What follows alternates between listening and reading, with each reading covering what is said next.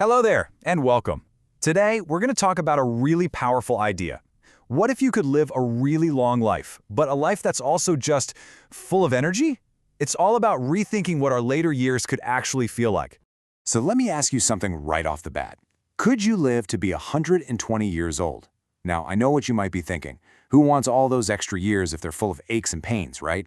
But what if it didn't have to be like that? What if you could have the get up and go of a 30-year-old that entire time? It's a pretty amazing thought, isn't it? 120. Yeah, it's a big number for sure. But the real goal here isn't just about hitting a number on a calendar. It's about the quality of those years. And the whole idea we're digging into today suggests the secret to this kind of vitality isn't some crazy new invention, but well, it's actually about looking back at how we used to live. To really get this, we first need to understand where things might have taken a bit of a wrong turn. And, according to this source material, it all boils down to what we put on our plates, and a massive shift that happened deep in our history. You know, it's kind of wild to think about, but for pretty much all of human history, we're talking over 1 million years, what our ancestors ate looked nothing like what you'd find in a grocery store today. They were thriving on something totally different, and knowing that really sets the stage for a huge change that happened much more recently. Okay, now look at the timeline here, because this is the key. For more than 1 million years, humans were eating a diet based on meat. Then, just about 5,000 years ago, which is really just a blink of an eye in the grand scheme of things, we started this big switch over to a diet based on carbohydrates. So, what do we mean by this modern diet? Well, it's one that's built mostly on carbs, things like wheat, rice, and corn, and, of course, all the processed foods that are pretty much everywhere these days. All right, so we made this massive, historically recent change in how we eat. The big question is obvious, right? What happened? What was the result of walking away from that diet we'd had for over 1 million years?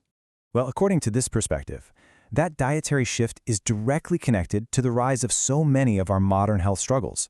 Things like obesity, diabetes, and heart problems, they all started becoming much more common after we made that change. This slide really lays it all out, side by side. On the left, you've got our original fuel source, mainly meat, which this view says our bodies are naturally built to run on. And on the right, our modern fuel, mostly carbs, which, yeah, they can make you feel full, but might also lead to us feeling unwell, because it's just not what we're adapted to. So if the modern way of eating is the problem, then what's the answer? Well, the idea here isn't about some newfangled diet plan. It's about looking back, about returning to our dietary roots. And this really is the heart of it all. The source suggests that the key to a long, vibrant life is simple. Go back to a diet centered around meat and get rid of all those unnecessary carbohydrates and processed junk foods. So, how do you do it? Well, it's broken down into 3 pretty clear steps. Step 1, make meat the center of your plate. Step 2, get rid of those extra carbs. And step 3, eliminate the processed junk. It's laid out as a straightforward path back to how we're meant to eat. And just to be super clear, the main foods to avoid, from this perspective, are those big carbohydrate sources that basically define the modern diet, so wheat, rice, and corn, and of course, that huge catch-all category of processed junk. All right, so we've looked at the history, the problem, and the potential solution. Let's pull it all together and circle back to that really inspiring idea we started with, that vision of real, long-term health. And here we are, right back at this amazing thought. Everything we've just walked through is really aimed at this one powerful goal. It's not just about adding more years to your life, it's about adding more life to your years. The whole vision is to feel strong, to feel energetic, to feel vital, no matter your age.